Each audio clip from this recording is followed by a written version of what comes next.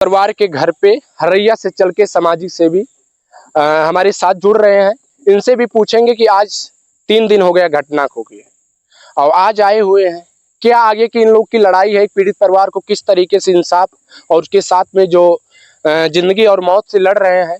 Ventilator पे एक बच्ची का जान गया और उसके साथ साथ में कैसे कार्रवाई हो रहा है, आगे की और अपराधी जो घूम रहे हैं, बताया जा रहा है पीड़ित परिवार के तरीके कैसे पकड़ा जाएगा, आगे की लड़ाई क्या है, ये सब चीजों को लेकर हम पूछेंगे। सर कहाँ से आए हैं आप? मैं चंद्रमणि पांडे, सामाजिक कार्यकर्ता, 307 विधानसभा रही। अच्छा, 307 से। तो आज ये 3 दिन मामला हो गया सर, आज आप आए हैं। इसके पहले आप कहीं और पे थे कि सूचना नहीं मिला या क्या समस्या है? जिस दिन ये घटना घटित हुई 14 और 15 2 दिन भारतीय जनता पार्टी का विकसित भारत संकल्प सभा चल रहा था और उस दिन शाम 5 बजे विशेषरगंज में हम लोगों का कार्यक्रम था। कार्यक्रम से खाली होते 8 बज गया। तब तक मीडिया के जरिए सूचना मिला कि प्रशासन ने मान लिया है कि हम एप्लीकेशन लेकर के उचित कार्रवाई करेंगे। कल भी अपनी कुछ निजी व्यस्तता थी, आज सुबह से ही हम लोग जो है योजना बना करके यहाँ पर पहुंचे हैं, जबकि ये जानकारी है कि पीड़ित परिवार मौके पर लखनऊ है। लेकिन फिर भी ये हुआ कि घटना तो देखा जाए कि आखिर नैतिकता का पतन समाज में हो कहाँ से रहा है। छोटी से जमीन के टुकड़े के लिए, और वो भी जिसमें और जो पक्ष जिसके द्वारा हत्या करित हुई है उसका हम लोग यहाँ देख रहे हैं कि कुछ है भी नहीं, जहाँ पर मिट्टी गिराई जा रही है। सीमांकन भी हो चुका है। तो इतनी जो है मिट्टी की हवस, इतनी जो है जमीन की हवस, हमारा जो सनातन धर्म था, जो हमारी परंपरा थी, उसकी नैतिकता में क्या था कि आज के 20 साल पहले लोग आग और नमक मांगते थे पड़ोस में। माचिस महंगी होती थी, कंडी नहीं। और नमक वापस करते समय हमारी नैतिकता होती थी कि नमक हम कम वापस नहीं करते थे। हम डरते थे कि जब हम परलोक में जाएंगे तो इसका हिसाब होगा। आज तो हम पड़ोसी की पूरी संपत्ति ही हड़प लेना चाहते हैं। ये नैतिकता का कितना पतन हो गया, और वो भी आपकी अपनी रंजिश आपस में निकालिए।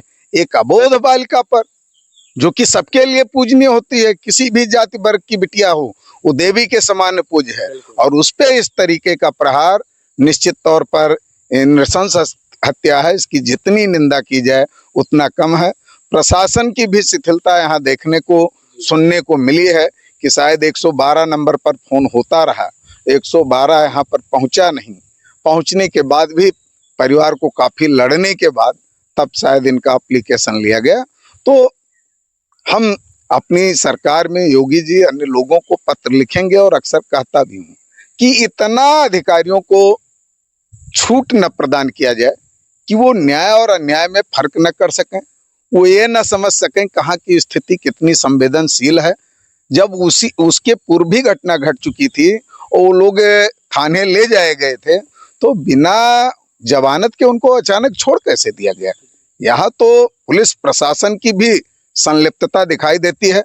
और संलिप्तता क्यों ना हो, जब मैं देख रहा हूँ कि जिले में लड़के गायब होते हैं, जिले में हत्याएं होती हैं, और जिले का कप्तान कहीं नहीं दिखता है। आईजी डीआईजी आते हैं तब जाकर के एसओ पर कार्रवाई होती है। अगर हमारे कप्तान सख्त होंगे तो थानेदार अपने आप राइट टाइम होंगे। निश्चित तौर पर इसमें हम लोग प्रशासन से मांग करेंगे कि कप्तान हो या थानेदार हो, इनको उचित प्रशिक्षण प्रदान किया जाए, क्योंकि इस तरीके की घटनाएं तो लोगों के आपसी विवाद का परिणाम है, लेकिन प्रशासन की कमियों के चलते इससे सीधा सरकार की बदनामी होती है। तो सरकार अपने प्रशासन को चुस्त दुरुस्त करे। और बाकी आम लोगों से भी मैं कहूंगा कि ये धर्म विमुख होने का परिणाम है, धार्मिक मान्यताओं के प्रति घटती आस्था का परिणाम है कि नैतिकता का एकदम पतन हो गया है। लोगों के अपने दायित्व, अपने कर्तव्य का जरा सा ख्याल नहीं। सर 11 साल देश के प्रधानमंत्री जी को हो गया है और 8 साल योगी जी का हो गया है, और अभी तक कानून व्यवस्था की बात किया जाए, अपराधों की बात किया जाए, आप अभी भी यही प्रतिक्रिया दे रहे हैं कि बस्ती जिला में पहली बार नहीं है पुलिस प्रशासन के द्वारा लापरवाही। तो क्या ये सरकार को माना जाए कि सरकार पुलिस प्रशासन के लेकर, सिस्टम को लेकर या अपराधों को लेकर वो कम नहीं कर पा रही, इसमें वो फेल हो जा रही है। योगी जी की सरकार, जो योगी जी कहते हैं कि जीरो टॉलरेंस की बात करते हैं, जीरो टॉलरेंस की नीति पर वो कहते हैं कि एक अपराध को हम जड़ से मिटाएंगे, गड्ढा मुक्त की बात करते हैं और उसके साथ साथ में अपराध मुक्त की बात करते हैं। लेकिन आज अपराध मुक्त और उसके बाद में देखा जा रहा है पुलिस प्रशासन की आप ही आवाज उठा रहे हैं कि लापरवाही है। तो क्या चाहते हैं आगे की सरकार जो 11 साल से बैठी हुई है केंद्र में और 8 साल से बैठी हुई उत्तर प्रदेश में, और ऐसे घटना हो जा रहा है, पुलिस प्रशासन को निलंबित किया जा रहा है और उसके साथ साथ में ये लापरवाही देखने को मिल रहा है। तो ऐसे उत्तर प्रदेश के मुख्यमंत्री को या ऐसे यहाँ के डीएम चाहे यहाँ के सांसद विधायक को इस्तीफा दे देना चाहिए, क्योंकि हमारे भारत में आज जब भी किसी के साथ घटना होता है तो टाल दिया जाता है कोई ना कोई। अभी एक प्लेन क्रैश हुआ उसमें भी टाला गया, एक फिर केदारनाथ में भी हुआ। तो क्या आप बीजेपी और आप बात कर रहे हैं उसके साथ में सामाजिक सेवी है, तो सरकार को लेकर आप कैसे रणनीति आगे की लेकर प्लान है? जो 2027 के चुनाव है, इसी तरीके से अगर होता रहेगा मामला तो आगे की कैसे सरकार आप लोग की? आपके सवाल में बीजेपी और 2027 कहाँ से आ गया? नहीं, इसलिए 2027 आया क्योंकि आज आप यहाँ पे खड़े हैं। एक मिनट पूर्व नहीं, आपने सवाल किया और सवाल ऐसा पूरा करने दीजिए, इसीलिए मैं कर रहा हूँ। नहीं ना, पूरा करने दीजिए। कितने मिनट का होता है? आप हमसे अधिक बोल रहे हैं, सवाल होता है। नहीं, मीडिया का दायित्व है कि वो पक्ष रखेगा। नहीं, सवाल कीजिए, आप जितनी देर करना हो। लेकिन मैं ये चाहता, हाँ बिल्कुल सुनेंगे, मैं ये चाहता हूँ कि आज 11 साल सरकार की पूरा हुआ, यही बात कहूँ 8 साल इनकी हो गई है। जो सरकार की रणनीति है, पुलिस प्रशासन की आज लापरवाही है, हत्याएं को लेकर देख लिया जाए, भ्रष्टाचार को लेकर देख लिया जाए। लेकिन ये इलेक्शन के टाइम में 2027 के भी चुनाव आएगा, आज आप आए 3 दिन और यही बताएंगे कोई कार्यक्रम था वहां पे जब मैं होके, और फिर एक दिन हमारी कोई पर्सनल था उसके आधे यहाँ पहुंचे हैं। अभी जब वहां पहलगाम में अटैक हुआ तब देश के प्रधानमंत्री जी जाके पटना में संबोधित कर रहे हैं। यहाँ की घटना से जुड़ा नहीं सवाल इसलिए नहीं, इसलिए सवाल है, मैं पूछ रहा हूँ, आप सुनिए। नहीं आप इसलिए आप देखिए, सवाल हम वही ला रहे हैं। नहीं सवाल ला रहे हैं। आप गृह मंत्री और प्रधानमंत्री में अंतर समझते हैं? मैं आपसे सवाल करता हूँ, आप गृह मंत्री प्रधानमंत्री में अंतर समझते हैं? प्रधानमंत्री की अनुपस्थिति में गृह मंत्री प्रधानमंत्री का दायित्व का निर्वहन करता है और सबसे पहले पहलगाम कौन पहुंचा?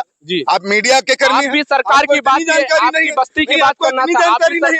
सौरभ दुबे के घर विपक्ष पहुंचा, अखिलेश यादव और उनकी पार्टी के लोगों से आपने सवाल किया।